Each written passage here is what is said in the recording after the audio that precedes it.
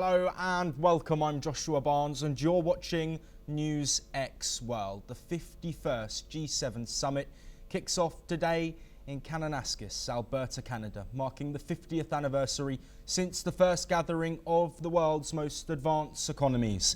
Leaders including US President Donald Trump, French President Emmanuel Macron, Italian Prime Minister Giorgia Meloni and the EU President Ursula von der Leyen are attending.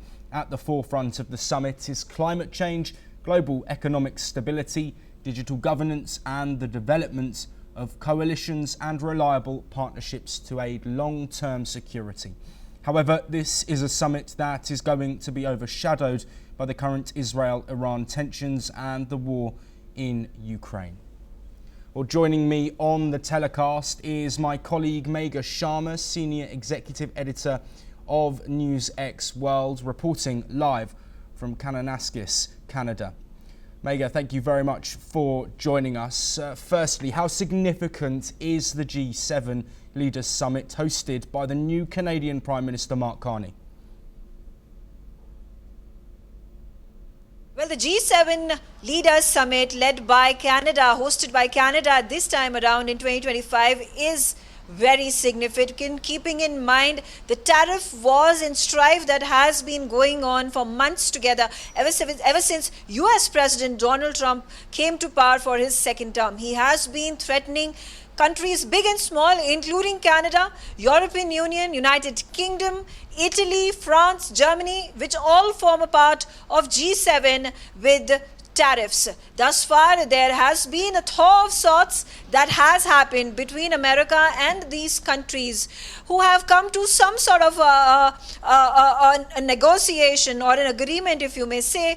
And there have been hopes that have been flagged by the President of the United States of America, Donald Trump, as well as the heads of the states of other countries, that all is going to be good. There is going to be an equilibrium that is going to be sought and achieved after talks of the trade ministers, trade officers of Trump and the other nations, the G7 nations, as well as the invitee nations, including South Korea, Brazil, India, Saudi Arabia.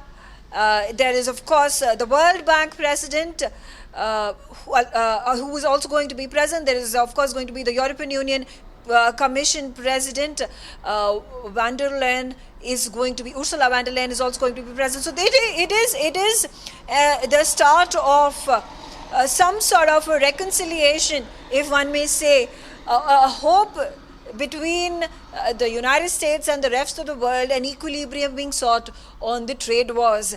The second most important thing, the G7 Leaders Summit is obviously going to be overshadowed by the Iranian-Israeli conflict that has only gotten escalated in the last 48 hours. There have been ballistic missile strikes from the Israeli side, killing at least 78 people, including civilians, including commanders of the nuclear program and military establishments. That has unnerved Iran no end. Iran has retaliated, striking Israel.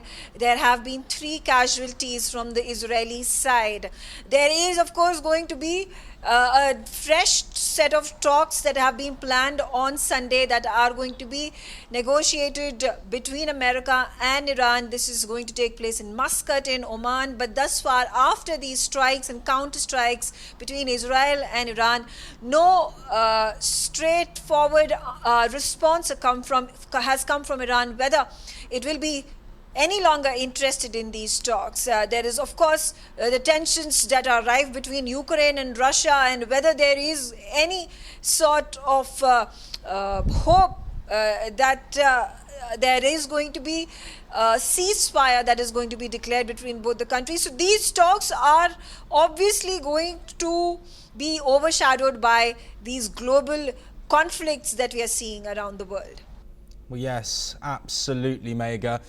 Building on those conflicts, of course, fresh tensions between Israel and the US and Iran in the wake of the Israeli offensive.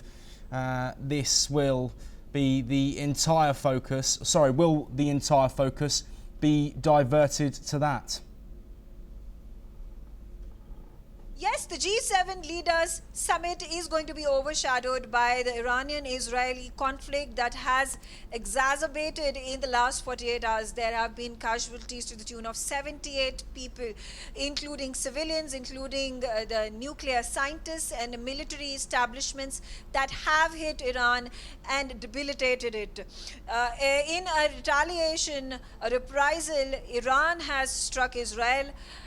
There have been 3 casualties that have been reported from Jerusalem. US, on the other hand, has come out in full support of Israel and warned Iran once again that any of its attempts to enrich uranium for its nuclear program are going to be resisted, and there are going to be fresh strikes if Iran continues with its ambition for becoming a nuclear nation. The G7 nations have come out and supported US and Israel in their abomination of the nuclear program that Iran desperately wants to complete, which includes France, United Kingdom, Germany, Italy, and other nations. Meanwhile, in fact, these are the talks, these are the discussions that are going to be brought on the table, but keeping in mind there is only going to be a one-sided talk over here, because the G7 nations continuously believe that the uranium enrichment program of Iran is not feasible, cannot happen at any cost. Yes, absolutely, Megha.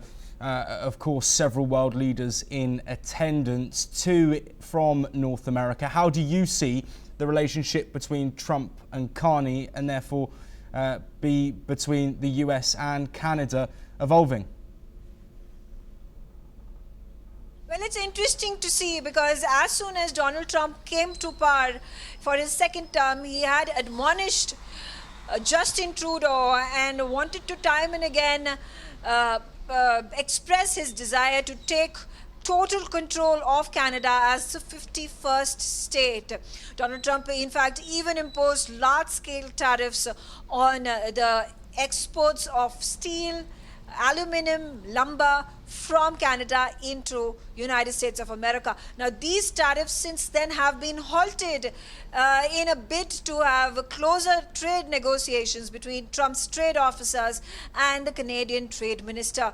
Mark Carney, right after his election as the new Prime Minister of Canada, went straight. His first visit and a bilateral was with the US head of state, Donald Trump. He came out jubilant and hopeful that these talks would lead to constructive collaboration between Canada and United States of America when it comes to trade and economic cooperation. So yes, it is an important landmark event between Canada and United States, particularly with regards to trade. Now, the deadline for the pause that had been announced by the Trump administration to levy the huge percentage of tariffs on all countries, including Canada, it's been put on halt. It is going to be over in a couple of weeks' time, and Donald Trump is really hopeful that the negotiations will be struck, the deals will be signed, and there would not be any need for Trump to impose retaliatory tariffs and sanctions on the countries he feels are extracting a larger chunk of the pie from America and not paying enough tariffs on the American goods. So a bilateral is going to happen between Mark Carney and Donald Trump, and it remains to be seen what are the decisions the 2 leaders are going to make. Are there going to be any big announcements with regards to immigration laws, with regards to trade, with regards to economy, and we'll keep a close eye on that. Well, yes, and another leader who's going to be present is Ukrainian leader Volodymyr Zelensky. He has also been invited. Do you think we're likely to witness bilateral talks, and what will potentially come of it? It's also interesting to note that the Ukrainian president has been invited to the G7 leaders summit. He has been invited to the previous NATO talks and summits that had taken place in Europe. There have been a number of times that the French president and the German president, chancellor have shown solidarity and support to Ukraine and Vladimir Zelensky by way of holding bilaterals, trilaterals that have taken place.